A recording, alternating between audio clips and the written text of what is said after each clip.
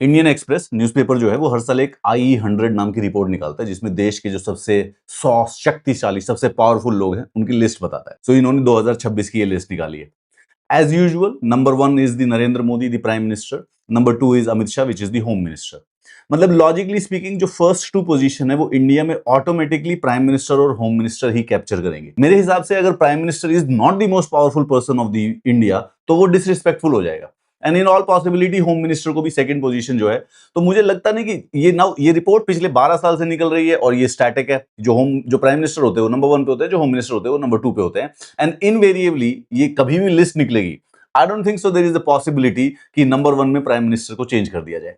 और by all logic if the prime minister is not the most powerful in your country then who is. उसके बाद फिर वही logical बात है भाई कि टॉप 10 के अंदर एस जयशंकर जी और निर्मला सीतारमण भी है। भाई एक एक्सटर्नल अफेयर मिनिस्टर है, दूसरा फाइनेंस यूनियन फाइनेंस मिनिस्टर है। नाउ दीज आर 2 पोजीशंस जिससे पूरा का पूरा देश चल रहा होता है। So invariably they would obviously have huge power. यहां पर पीयूष गोयल जी जो हैं पिछले साल 12 रैंक पे थे लेकिन इस बार 5th रैंक पे, मतलब कि इनकी पावर में थोड़ा सा इंक्रीज हुआ है।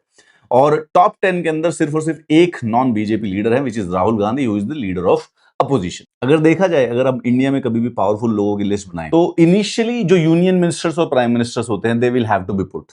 It would be kind of disrespectful कि भाई क्या मतलब यूनियन मिनिस्टर पावरफुल नहीं है, कौन है उनसे ज्यादा पावरफुल? क्या मतलब कोई मूवी स्टार पावरफुल हो सकता है? नहीं। जो बीजेपी के सीएम है, बड़े बड़े जो सीएम है जैसे कि योगी आदित्यनाथ जी हो गए या देवेंद्र फडणवीस हो गए, हिमंता बिस्वा हो गए, all these people would be again listed in the top 100। Top 20 में ममता बनर्जी भी आती है। टॉप 20 में 2 अपोजिशन के लीडर है, एक Rahul Gandhi because he is the leader of the opposition और दूसरी ममता बनर्जी जो कि टीएमसी की लीडर है। अच्छा, उसके बाद now this is interesting, Gyanesh Kumar the chief election commissioner वो आए हैं रैंक 20 पे। पिछले साल वाली में इनकी रैंक जो थी 63 थी। चीफ इलेक्शन कमिश्नर की पावर और शक्ति थोड़ी बढ़ती हुई दिखाई दे रही है परसेप्टिवली।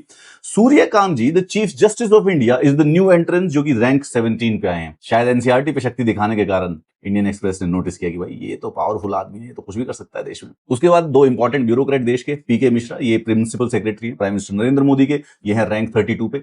Ajit Doval the national security adviser ये है रैंक 29 पे। उसके बाद अपोजिशन में प्रियंका गांधी वाड्रा ये रैंक 35 पे है। इनकी पावर में थोड़ा सा उछाल हुआ है, 46 स्पॉट ऊपर गए हैं।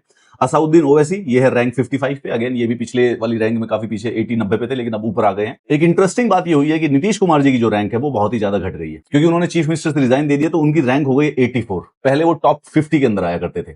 और 2 नए सॉफ्ट पावर एंट्रेंस, मतलब कि आदित्य धर एंड अरिजीत सिंह, इन दोनों को भी इंडियन एक्सप्रेस की टॉप 100 लिस्ट में इंक्लूड किया गया। मतलब ऐसा कोई खास सरप्राइज नहीं है। अगर कोई पूछे कि 2027 में इंडिया का मोस्ट पावरफुल आदमी कौन होगा, the prime minister. Second number पे कौन होगा? अमित शाह।